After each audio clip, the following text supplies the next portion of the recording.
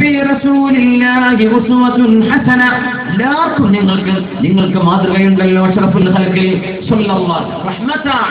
നമ്മുടെ വിഷയവും റഹ്മത്താണ്, കരുണയാണ് അല്ലാഹുവും അവന്റെ റസൂലും സല്ലല്ലാഹു. നബി തങ്ങളുടെ പള്ളിക്ക് അടിച്ചുമാറി കൊടുത്തിരുന്ന ഒരാൾ ഗുലാമുൻ അസ്വദു, ഒരു കറുത്ത അടിമയായിരുന്നു എന്ന അഭിപ്രായമുണ്ട്. അല്ല ഇംറഅത്തുൻ സൗദാ, കറുത്ത നിറമുള്ള ഒരു പെണ്ണായിരുന്നു പള്ളിയുടെ മുറ്റം അടിച്ചുവാരി വൃത്തിയാക്കിയിരുന്നത് എന്നും ഹദീസിൽ വന്നിട്ടുണ്ട്. നബി ഹുറൈറ റളിയല്ലാഹു അൻഹു ഇമാം ബുഖാരി തങ്ങൾ ഉദ്ധരിച്ചിട്ടുള്ള ഹദീസാണ്. അന്ന റജുലൻ അസ്വദ അവ ഇംറഅതൻ കാന യകൂനു ഫിൽ മസ്ജിദ് യഖൂമുൽ മസ്ജിദ്, പള്ളി വൃത്തിയാക്കുന്ന, പള്ളിയുടെ പരിസരങ്ങളൊക്കെ വൃത്തിയാക്കുന്ന ഒരാൾ, അയാൾ മരിച്ചപ്പോൾ അല്ലാഹുവിന്റെ ഹബീബ് സല്ലല്ലാഹു അലൈഹി വസല്ലം മരിച്ച വിവരം നബിയെ അറിയിക്കാതെ രാത്രി തന്നെ അവരെ മറവ് ചെയ്തു. നബിയെ വിളിച്ചുകൊടുത്തല്ലോ, നബിയുടെ ഉറക്കത്തിനെ ബുദ്ധിമുട്ടാക്കുന്നത് എന്ന് വിചാരിച്ചെന്ത് ചെയ്തു? രാത്രി എന്നെ മറവ് ചെയ്തു. നമ്മളല്ലേ വെച്ചുകൊണ്ടിരിക്കല്, ഗൾഫിൽ നിന്ന് വരാണ്ട്, ദുബൈയിൽ നിന്ന് വരാണ്ട്, ഖത്തറിൽ നിന്ന് വരാണ്ട്, ഇങ്ങനെയൊന്നും ചെയ്യരുത്. നാം മരിച്ചു കഴിഞ്ഞാൽ ഖദ്ദിമു, പെട്ടെന്ന് കൊടുത്തേക്ക്, ആ മയ്യത്തിന്റെ ഖബർ ഖൈറായിരിക്കും. എന്തിനാ ഇവിടെ വെച്ചുകൊണ്ടിരിക്കുന്നത്? സ്വർഗത്തിലേക്ക് അത് ആക്കിക്കൊടുക്കും. ഈ മയ്യത്ത് മോശമാണ്, എന്തിനാ ഈ മോശപ്പെട്ട മയ്യത്ത് ഭൂമിന്റെ പേരെ കൊണ്ടുപോയി കുഴിച്ചിട്ടേക്ക്? രണ്ട് നിലക്കും പെട്ടെന്ന് മറവ് ചെയ്യണമെന്നാണ്.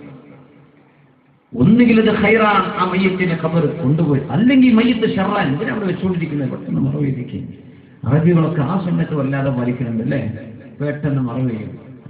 നമ്മൾ ഈ വെച്ചുകൊണ്ടിരിക്കുന്ന ഏർപ്പാടുകളും എംബാം ചെയ്യുന്നതും ഒക്കെ നിർത്തേണ്ട ഏർപ്പാടാണ്. അങ്ങനെയൊന്നുമില്ല. എവിടെയാണോ മരിക്കുന്നത് ആ മയ്യത്തിന് കാരണമില്ലാതെ നെത്തല് പോലും ചെയ്യാൻ പാടില്ല. ഇവിടെ മരിച്ചത് ഇവിടെ തന്നെ മറവ് ചെയ്തോട്ടെയാണ്. വേറെ നാട്ടിൽ കൊണ്ടുപോകേണ്ട കാര്യമില്ല. ഗൾഫിൽ നിങ്ങോട്ട് വരുത്തേണ്ട ആവശ്യമില്ല. ഇവിടെ അങ്ങോട്ട് കൊണ്ടുപോകും, ഒരു കാര്യമില്ല. എവിടെയാണ് മുഅ്മിനായ മനുഷ്യൻ മരിക്കുന്നത് ആ ഖബർ അവർക്ക് സ്വർഗമാണ്. മുഅ്മിനിന്, കാഫിറിനും ഫാസിഖിനും അത് നരകമാണ്. എവിടെ കിടത്തിയാലും കണക്കാണ്. അപ്പോ പെട്ടെന്ന് മറവ് ചെയ്തു, നബിയെ അറിയിച്ചില്ല. ഹബീബായി സല്ലല്ലാഹു അലൈഹി വസല്ലം ഇയാളെ കാണാതെ വന്നപ്പോൾ ചോദിച്ചു, മാ ഫഅല ഫുലാൻ, ആൾക്ക് എന്ത് പറ്റി? കാണില്ലല്ലോ, നമ്മൾ അടിച്ചു വരുന്ന ആളവിടെ. മാത യാ റസൂലല്ലാഹ്, മരിച്ചു പോയിട്ടുണ്ട് നബിയെ, മരിച്ചുപോയി. അഫലാ ആദൻതുമൂനി, നിങ്ങൾ എന്താണ് എന്നെ അറിയിക്കാതിരുന്നത്? നബിയുടെ ചോദ്യം സല്ലല്ലാഹു അലൈഹി വസല്ലം, എന്തേ നിങ്ങൾ എന്നോട് പറയാതിരുന്നത്? നബിയെ, അയാളൊക്കെ മരിച്ചത് അങ്ങയെ വിളിച്ചറിയിച്ച് അങ്ങയെ ഉറക്കം കെടുത്തണ്ടല്ലോ എന്ന് വിചാരിച്ചു, ബുദ്ധിമുട്ടിക്കണ്ടല്ലോ എന്ന് വിചാരിച്ചു. തങ്ങൾ അത് ഇഷ്ടപ്പെട്ടില്ല. എവിടെയാണ് നിങ്ങൾ അവരെ മറവ് ചെയ്തത്?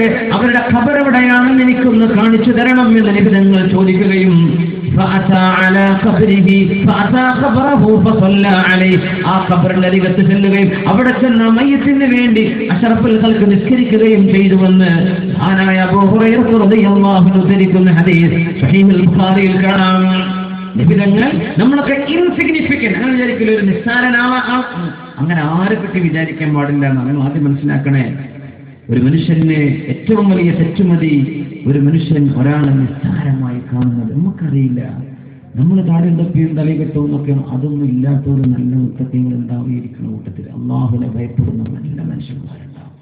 രാത്രി തഹജ്ജുദ് നിസ്കരിക്കുന്ന ആൾക്കാരുണ്ടാവും. ഓലൊക്കെ ക്ലീൻ ചെയ്യുകയും ജീൻസൊക്കെ ഇട്ട് നടക്കായിരിക്കും. നമ്മൾ വിചാരിക്കും ഓല് മോശത്തെ, നമ്മളെക്കാളൊക്കെ എത്രയോ നല്ല ആളുകൾ നമ്മളറിയാത്തവരെ കാണും. എല്ലാവരെ പറ്റി നല്ലതേ വിചാരിക്കാവുന്ന, നമ്മളെക്കാളും പ്രായം കൂടിയവരെ കാണുമ്പോൾ പടച്ചോനെ എന്നെക്കാളും ജീവിക്കാൻ അവസരം കിട്ടിയ ആളാണ്, എന്നെക്കാളും നന്മയാളെ ചെയ്തിട്ടുണ്ടാവും, അപ്പോൾ ഇയാൾ എന്നെക്കാളും ഉഷാറാണ്.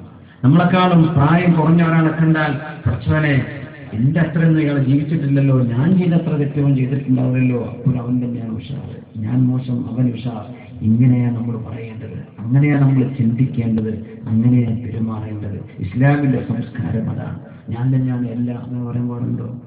അഹങ്കാരമല്ലേ, ഇഅ്ജാബുൻ ബിന്നഫ്സല്ലേ, കിബറല്ലേ, അഹങ്കാരല്ലേ അല്ലാഹു പൊറുക്കോ? അപ്പൊ ആരെയും നിസ്സാരമായി കണ്ടുകൂടാ. പള്ളിക്ക് അടിച്ചു വീഴുന്ന ഒരു നിസ്സാര ജോലി ചെയ്യുന്ന ഒരാൾ അങ്ങനെ വിചാരിക്കുക, ഇത് നിസ്സാരമല്ല, വലുതാണ്. ഇത് പഠിപ്പിക്കുകയാണ് റസൂലുള്ളാഹി സ്വല്ലല്ലാഹു അലൈഹി വസല്ലം. ജീവജാലങ്ങളോടും എല്ലാറ്റിനോടും, പാവങ്ങളോടും യതീമുകളോടും അറാമിലത്ത് വിധവകളായ പെണ്ണുങ്ങളൊക്കെ സംരക്ഷിക്കാൻ പറഞ്ഞ ഹബീബിന്റെ ആഹ്വാനത്തിൽ നിന്ന് നമ്മുടെ നാടുകളിൽ ചാരിറ്റി പ്രവർത്തനങ്ങൾ നടക്കുന്നത്. അല്ലാഹു സ്വീകരിക്കുമാറാകട്ടെ. ജീവജാലങ്ങളോട് പോലുമുള്ള റഹ്മത്ത് കൂടെ പറയട്ടെ. എല്ലാ റഹ്മത്തും ജീവജാലങ്ങളോട് പോലും റസൂലുള്ളാഹി സ്വല്ലല്ലാഹു അലൈഹി വസല്ലം തങ്ങൾ രണ്ട് ചരിത്രം നമുക്ക് പറഞ്ഞു തന്നിട്ടുണ്ട്. സ്വഹീഹുൽ ബുഖാരിയിൽ സ്വഹീഹിൽ വന്നിട്ടുള്ള ഹദീസുകൾ. ഒന്നൊരു പെണ്ണ് നരകത്തിൽ കിടന്നൊരു പൂച്ചയെ കെട്ടിയിട്ടിട്ട് വേറെ വേശ്യാവൃത്തി ചെയ്തിരുന്ന ഒരു പെണ്ണിനുള്ള പുറത്തു കൊടുത്തത് ഒരു നായക്ക് വെള്ളം കുടിപ്പിച്ചിട്ട്, അതിൽ ഫുഖഹാ പറയും ആ പെണ്ണ് തൗബ ചെയ്ത് മടങ്ങിയ പെണ്ണാണ്, പശ്ചാത്തപിച്ച് മടങ്ങിയ പെണ്ണാണ്. അത് മാത്രമല്ല, ഞാൻ ഈ ചെയ്യുന്ന നന്മക്ക് അള്ളാഹു കൂലി തരും എന്ന് പരീക്ഷിച്ചുകൊണ്ട് അവർ ചെയ്തതുകൊണ്ട് അള്ളാഹു അത് സ്വീകരിക്കാൻ കാരണമെന്നാണ്. അപ്പോ ജീവജാലങ്ങൾക്ക് റഹ്മത്ത് ചെയ്താൽ നനവുള്ള കരളുള്ള ഏത് ജീവിക്ക് നന്മ ചെയ്താലും സദഖയുടെ കൂലി കിട്ടുമെന്ന് പഠിപ്പിച്ചിട്ടുണ്ടെന്ന് പരിശുദ്ധ റസൂലുള്ളാഹി സ്വല്ലല്ലാഹു അലൈഹി വസല്ലം. മഹാനായ ഉമർ ഫാറൂഖ് റളിയല്ലാഹു തആല അൻഹു ബഹുമാനപ്പെട്ടവർക്ക് മത്സ്യം കഴിക്കാൻ ആഗ്രഹം തോന്നിയിട്ട് മത്സ്യം ഒരുപാട് ദൂരം യാത്ര ചെയ്ത് ബഹുമാനപ്പെട്ടവരുടെ മൗല കൊണ്ടുവന്ന് മത്സ്യം കൊണ്ടുവന്നപ്പോ ആ ഒട്ടകം വിയർത്ത് അതിനെ കുളിപ്പിച്ചുകൊണ്ടിരിക്കുകയാണ്. ഉമർ റളിയല്ലാഹു അൻഹു പറഞ്ഞു, ഉമറിന്റെ ഒരു ശഹവത്ത്, ഭക്ഷണം കഴിക്കാനുള്ള ഒരു ആഗ്രഹത്തിന് വേണ്ടി എനിക്ക് വേണ്ടി ഒരു മൃഗം വിയർക്കുകയോ ഈ ഭക്ഷണം ഇനി ഉമർ കഴിക്കൂല, ഈ മൃഗം എനിക്ക് വേണ്ടി ക്ഷീണിച്ചുവോ, അങ്ങനെ ഒരു ക്ഷീണം എനിക്ക് വേണ്ടി മൃഗം സഹിച്ച് എന്റെ ആഗ്രഹം നടക്കണ്ട, എനിക്ക് ആ മത്സ്യം വേണ്ട എന്ന് പറഞ്ഞു ഉമർ ഇബ്നുൽ ഖത്താബ് റളിയല്ലാഹു തആല അൻഹു. ഇവർ തമ്മിൽ ഒരുപാട് ചരിത്ര സംഭവങ്ങളുണ്ട്. നമ്മൾ അവസാനിപ്പിക്കുകയാണ്.